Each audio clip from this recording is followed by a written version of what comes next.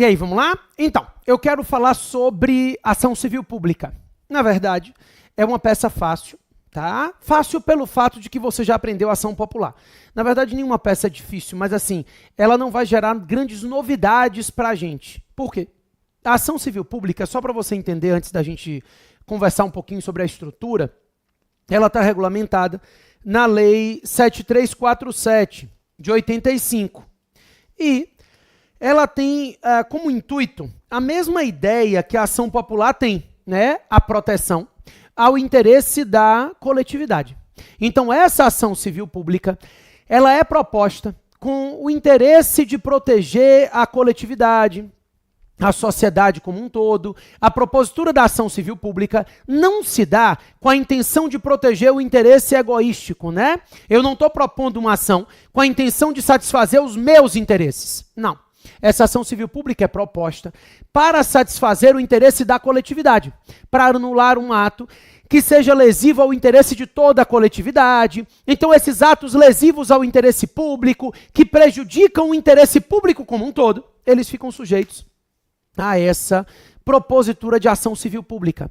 Na verdade, a gente tem primeiro uma ideia de cabimento muito parecida com a ação popular, né? Muito parecida mesmo, porque é uma ação altruísta na qual o autor da ação visa resguardar os interesses da coletividade. Então, pretende anular um ato que seja lesivo ao interesse da coletividade. Aí você vai me perguntar, e o que diferencia então da ação popular? A legitimidade ativa. A ação popular é uma ação proposta por qualquer cidadão. A ideia é que quem propõe a ação popular é um cidadão que visa anular um ato lesivo ao interesse da coletividade. Então, esse cidadão, em proteção ao interesse de toda a coletividade, decide praticar um ato, requerer anulação de um ato que seja lesivo ao interesse da coletividade. A ideia é de que na ação popular, o que se busca é anular um ato lesivo ao interesse público. E quem está buscando isso é um cidadão. É um cidadão qualquer, né? Alguém que é parte da sociedade e que, em razão disso, pretende anular o ato lesivo ao interesse da coletividade. Então, o raciocínio é que a ação popular será proposta por qualquer cidadão. A ação civil pública, não. A ação civil pública, de acordo com o artigo 5º da Lei 7347, ela pode ser proposta pelas entidades da administração direta ou indireta. Ela pode ser proposta pela Defensoria Pública ou pelo Ministério Público, que aqui são órgãos com capacidade processual, tá? De figurar na ação em nome deles mesmo. Ou porque esses casos aqui não te interessam. Na prova da OAB, você não vai ser chamado a representar o Ministério Público, você não vai atuar como defensor público, enfim. Na prova da OAB, ele vai te pedir para você defender particulares, né? Então, é possível que você seja chamado a propor uma ação civil pública, porque também pode ser proposta por uma associação constituída há mais de um ano, e que vise a proteção do meio ambiente, da ordem econômica, direito do consumidor, enfim, direitos e interesses difusos. A ideia é que é possível que a ação popular a ação civil pública seja proposta por uma associação constituída há mais de um ano e que vise a proteção de interesses difusos, proteção ao meio ambiente, à ordem econômica, enfim. Nessa ação civil pública, o que a gente tem é uma associação te procurando para anular um ato lesivo ao interesse da coletividade. Na verdade, nunca caiu uma ação civil pública na prova da OAB, desde que o exame unificou, tá? Não é uma peça comum, não é uma peça provável, assim, eu tô com medo dela cair agora. Não, é possível, sim, eu só vou trabalhar com vocês peças possíveis, mas dentro das probabilidades, as 3 ações mais cobradas são as 3 primeiras que a gente já conversou. E, obviamente, eu estou lhe falando com base no histórico, né? Não é adivinhação, não sou profeta, a ideia não sou palpiteiro, a ideia é somente tomar por base as provas anteriores. As 3 primeiras ações que a gente trabalhou, procedimento comum, mandado de segurança e ação popular, são as 3 ações que caíram já com maior incidência. Depois vem contestação e recurso. Mas, em termos de ações, foram as únicas que já caíram até hoje, desde que o exame unificou, tá? A questão é, a ação civil pública é uma peça que tem uma possibilidade de cair e ela não vai gerar dificuldade nenhuma para vocês. A ideia de cabimento é muito parecida com a da ação popular. Você vislumbra uma situação de um ato administrativo lesivo ao interesse da coletividade. A única diferença é que quem está te procurando não é um cidadão qualquer. Quem está te procurando é o dirigente de uma associação constituída há mais de um ano e que está visando proteger o interesse da coletividade, né? O meio ambiente, a ordem econômica, direito do consumidor, enfim, interesses e direitos difusos. A ideia é de um cidadão que, em proteção a esses interesses difusos, te procura para propor uma ação. Então, essa ação vai ser uma ação civil pública. É uma ação civil pública que vai ser proposta com o interesse de proteger esses interesses difusos, interesses gerais, né? Meio ambiente, ordem econômica. O raciocínio aqui é que nessa ação civil pública, o que a associação pretende proteger é o interesse da coletividade. Na prática, você vai enxergar o cabimento da ação civil pública exatamente igual o cabimento da ação popular, mudando só a legitimidade. Enquanto na ação popular, você vai se deparar com um ato lesivo ao interesse público e você é procurado por um cidadão, né? Um cidadão te contrata porque ele, enquanto cidadão, quer anular o ato lesivo. Na ação civil pública, você se enxerga mesmo tipo de atitude prejudicial ao interesse público e você enxerga que o seu cliente é o dirigente de uma associação, né? O representante de uma associação não é um cidadão qualquer, é o representante de uma associação que visa proteger o interesse da coletividade. Então é uma associação constituída há mais de um ano, quem vai propor a ação civil pública não é um cidadão qualquer, ok? Beleza. Daí, o que eu quero que você saiba, a estrutura da petição inicial vai ser a mesma da ação popular. Tudo igual. Ou seja, primeiro, não há prerrogativa de foro. Então, a ação é proposta perante juiz singular. Não me interessa quem seja o réu da ação civil pública. Essa ação tramita originariamente perante juiz singular. Então, não existe prerrogativa de foro na ação civil pública, assim como não há na ação popular. A gente vai seguir o mesmo padrão, não só para fins de cabimento, mas também na estrutura da petição.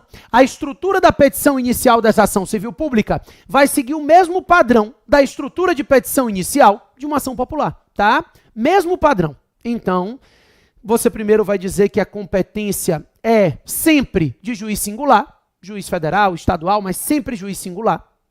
O autor vai ser essa associação constituída há mais de um ano e que visa a proteção de interesse difuso.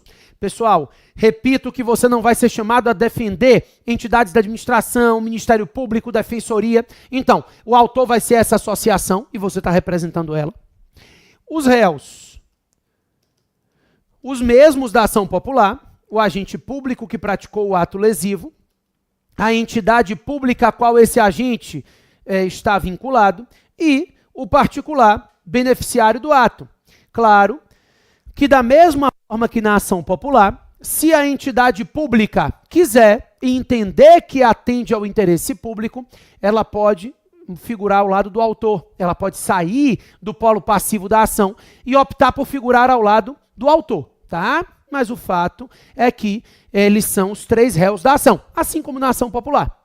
Daí, o pedido, o mesmo da ação popular. O que eu quero é a anulação do ato e o ressarcimento ao erário pelos eventuais prejuízos causados. Então, assim como na ação popular, o que se busca aqui é anular o ato lesivo ao interesse público e requerer o ressarcimento ao erário, não à associação, não a associados, mas ao erário, pelos eventuais prejuízos causados. Então, como se está buscando o interesse da coletividade, quem tem que ressarcir o erário, se houver prejuízos, tem que ressarcir, se houver prejuízo, é a coletividade, é ao erário, né? Beleza. Também eu quero que você saiba que a gente pode pedir a tutela de urgência, que aqui recebe o nome de liminar mesmo, ou liminar ou tutela de urgência, tanto faz.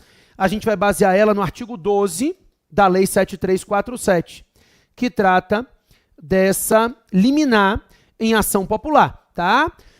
Vamos falar de liminar, mas vamos usar os argumentos gerais. A gente vai casar ele com o artigo 300 do CPC e vai falar probabilidade do direito e perigo de dano ou risco ao resultado útil do processo. Ou fumus boniuris e periculum in mora. Dá no mesmo, não faz diferença, é a mesma coisa, a gente já falou sobre isso, né?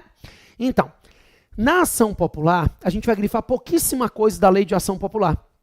A gente só vai grifar aquilo que ela vai diferenciar em relação à ação civil pública.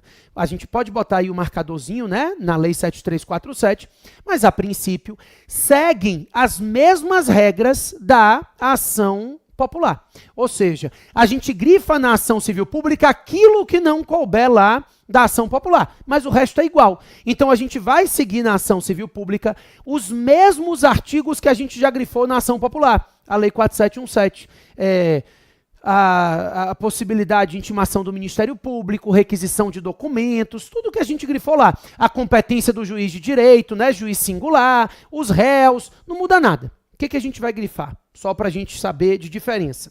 Primeiro, lá no início da lei, a Lei 7347 de 85.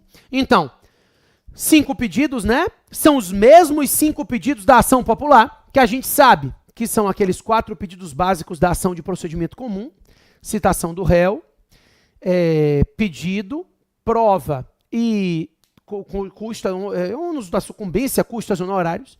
E a gente vai acrescentar a intimação do Ministério Público. Então são 5 pedidos. 5 pedidos. Claro que se houver liminar, tutela de urgência, passam a ser 6. Mas a princípio, 5 pedidos, tá? Daí, vamos botar a base constitucional. Você vai colocar aqui no início da lei, vide, artigo 129, parágrafo 1º da Constituição Federal. O 129, parágrafo 1º, é o que trata da legitimidade, né, para a propositura de ação civil pública, a possibilidade. Então, o cabimento da ação civil pública na Constituição está no 129, parágrafo 1º. É porque o 129 fala do cabimento da legitimidade do Ministério Público, não é o caso para a gente. O parágrafo 1º diz que a legitimação do Ministério Público não retira a legitimação dos outros entes. Então, a gente vai usar o parágrafo 1º, porque a gente é outro ente, né? A gente é uma associação sempre. Daí, eu quero que você grife o artigo 5º, não todo. É o artigo 5º, inciso 5. É porque o inciso 5 fala que pode propor ação civil pública, associações constituídas há mais de um ano, que visem a proteção do meio ambiente, ordem econômica, consumidor, pererê, parará. Então, é o artigo 5º, inciso 5, que interessa para a gente, tá? E vai grifar o artigo 12, que trata da liminar. Porque, fora isso, a gente vai usar as mesmas regras da ação popular.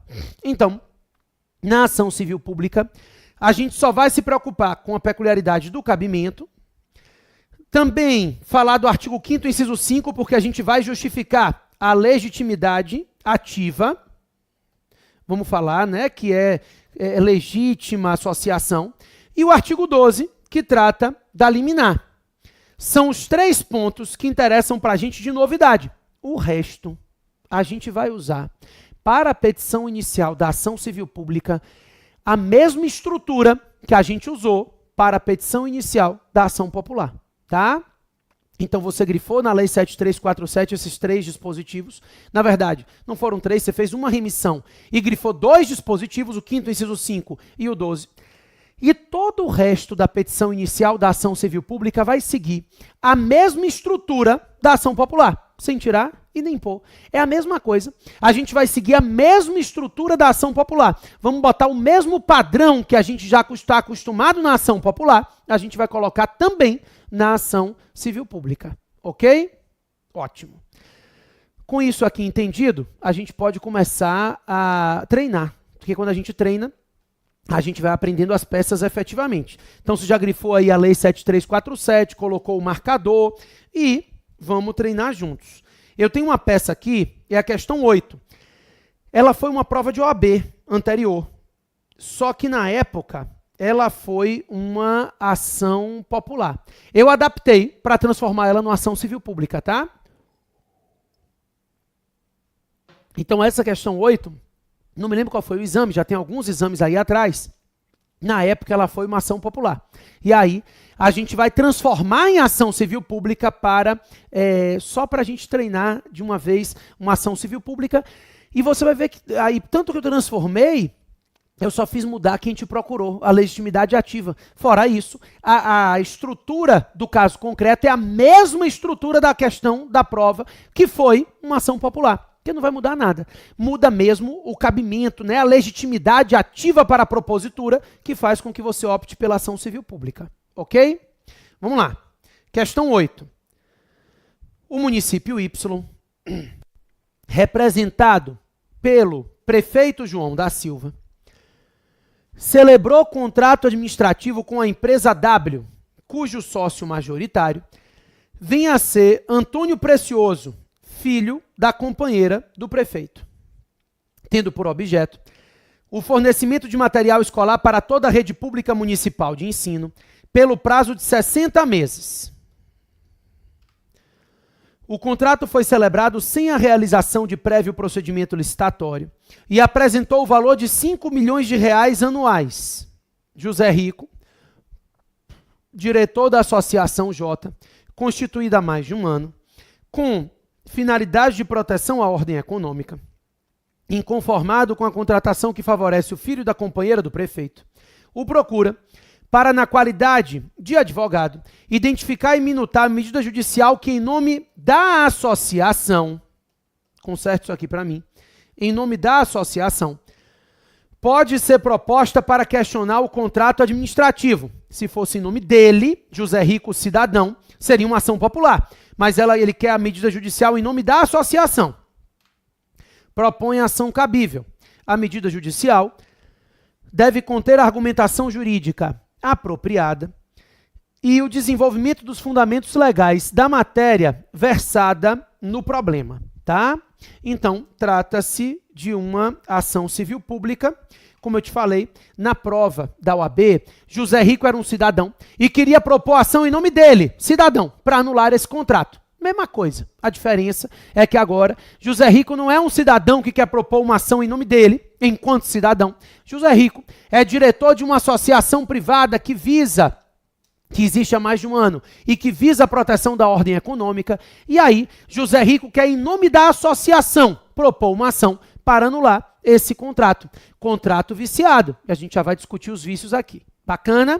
Então, a gente vai optar por uma ação civil pública. Vamos começar a montar.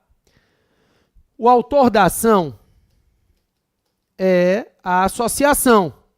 Associação J, né? Associação J, que é constituída há mais de um ano e que visa a proteção do meio ambiente, e que visa a proteção da ordem econômica, é o que diz a questão. Os réus, vamos lá. Primeiro, é réu o prefeito, João da Silva, é réu.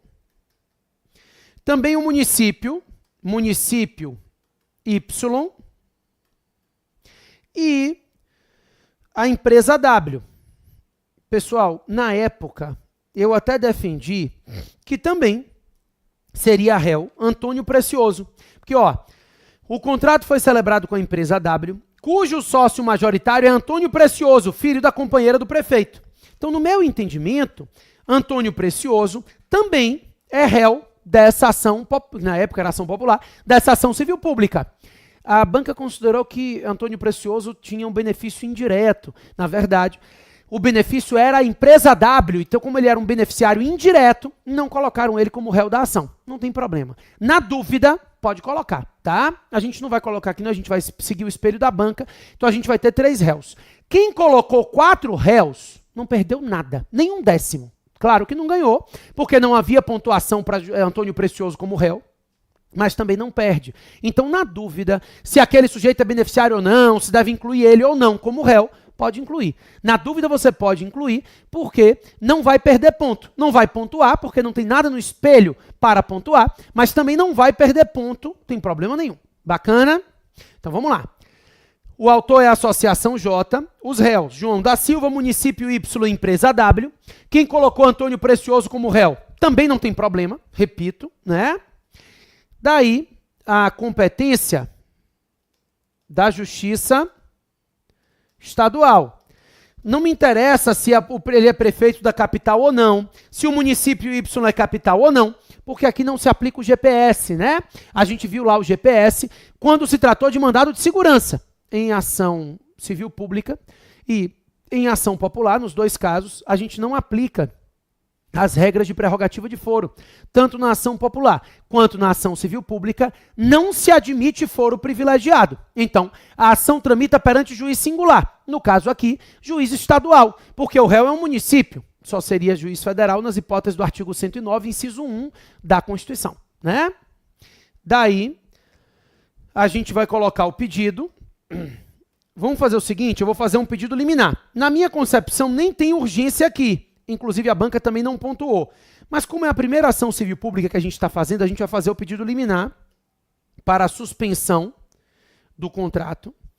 E depois, a gente vai fazer o pedido final de anulação do contrato e ressarcimento ao erário pelos eventuais prejuízos causados. Então, primeiro a gente vai pedir a liminar para suspender o contrato e depois a gente vai fazer o pedido principal para anulação do contrato e ressarcimento ao erário pelos eventuais prejuízos causados. A fundamentação jurídica, a causa de pedir, são os argumentos jurídicos que você deve apresentar aqui. Primeiro, você vai falar do dever de licitar e do princípio da impessoalidade, né? Então, artigo 2º da Lei 8666 de 93, artigo 37 e 21 da Constituição. Ambos falam do dever de realizar licitação e você vai falar que isso, inclusive, decorre do princípio da impessoalidade, porque aqui a gente teve uma contratação de natureza pessoal. A intenção foi beneficiar a pessoa do filho da companheira do prefeito. Então, violação direta ao princípio da impessoalidade, né? Além disso, a gente vai explicar que, de acordo com o artigo 57 da Lei 8666 de 93, os contratos administrativos devem durar, no máximo, o prazo de vigência do crédito orçamentário. Esse contrato foi celebrado por 60 meses. Você vai dizer, mas olha, contratos de prestação de serviços continuados podem ser celebrados por 60 meses. Não, essa pegadinha é clássica. O que a lei diz é que nesses contratos de prestação de serviços continuados se admite que sejam feitas sucessivas prorrogações até o máximo de 60 meses. Então, o que é possível, na verdade, é que esse contrato seja celebrado por 12 meses, daí eu prorrogue por mais 12, até o máximo de 60. Não se permite que o contrato seja celebrado por 60 meses. Isso não é possível, tá? O que se admite é que o contrato sofra sucessivas prorrogações até o máximo de 60 meses. Isso é diferente, tá? Então, esse contrato não deve ser celebrado por 60 meses efetivamente. Isso viola o dispositivo do artigo 57, que fala que o contrato dura a vigência do crédito orçamentário. Ok? Beleza. Vamos fazer a peça? Vamos lá. Excelentíssimo senhor doutor, juiz de direito, da tracinho, vara da Fazenda Pública, da comarca, 3 pontinhos, desculpa, da comarca Y, né? O município Y, isso, da comarca Y, no estado, 3 pontinhos. Daí, pula uma linha, 10 linhas, pula mais uma e começa. Associação J, pessoa jurídica de direito privado, CNPJ tal. Não vai dizer que é constituída há mais de um ano? Não. Lá no tópico do cabimento, eu vou falar do cabimento e da legitimidade ativa. Aí eu vou incluir a legitimidade ativa dela, tá? Então, associação J, pessoa jurídica de direito privado, CNPJ tal, endereço eletrônico, com sede na rua tal, vem por seu advogado infrafirmado, com procuração anexa, endereço profissional na rua tal, onde serão, doravante, encaminhadas as intimações do feito. Propor ação civil pública em face de... E aí a gente já sabe, os 3 réus, né? João da Silva, prefeito, em união estável, o Estado Civil, que a questão fala companheira dele, em união estável, prefeito em união estável, nacionalidade, RG número tal e CPF número tal, residente e domiciliado na rua tal, endereço eletrônico. Daí vem município Y, pessoa jurídica de direito público interno, CNPJ tal, endereço eletrônico, com sede na rua tal, e empresa W, pessoa jurídica de direito privado, CNPJ tal, endereço eletrônico, com sede na rua tal, pelos fatos e fundamentos a seguir. Presta atenção que até agora a estrutura é exatamente igual à estrutura de uma ação popular. Essa parte inicial está idêntica. Vamos lá?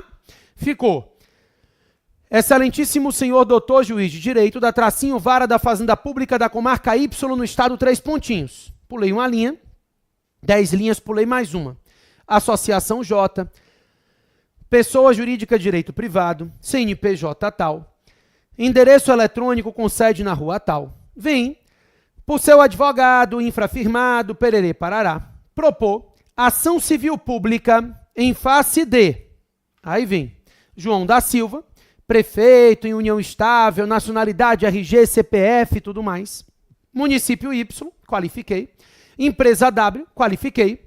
Pelos fatos e fundamentos a seguir. Daí o cabimento é que vem uma novidade. Porque eu vou colocar do cabimento e da legitimidade ativa. Como se trata de uma associação representando a coletividade, eu vou colocar essa legitimidade ativa, aproveitar e falar dela, tá? Porque a tendência é que eles pontuem essa informação acerca da legitimidade ativa. Então, vou começar explicando. É cabível a presente ação civil pública com fulcro no artigo 129, parágrafo 1º da Constituição Federal e artigo 1º da Lei 7347 de 85, por se tratar de requerimento feito pelo autor, pela autora, de anulação de ato violador da ordem econômica. Então, estou falando aqui basicamente do cabimento. E vou colocar, é legítima a autora, com fulcro no artigo 5º, inciso 5 da Lei 7347 de 85, por se tratar de associação constituída há mais de um ano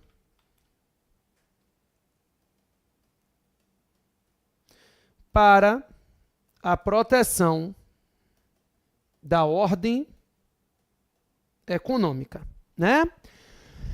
Eu, daqui a 2 minutinhos, volto, a gente vai reler essa parte inicial e vai fazer fatos, eliminar, né, tutela de urgência, mérito e pedidos, tá? Não muda muita coisa, mesma estrutura, muito parecida com a da ação popular, você não vai ter dificuldade, mas a gente vai fazer junto. Sai daí não.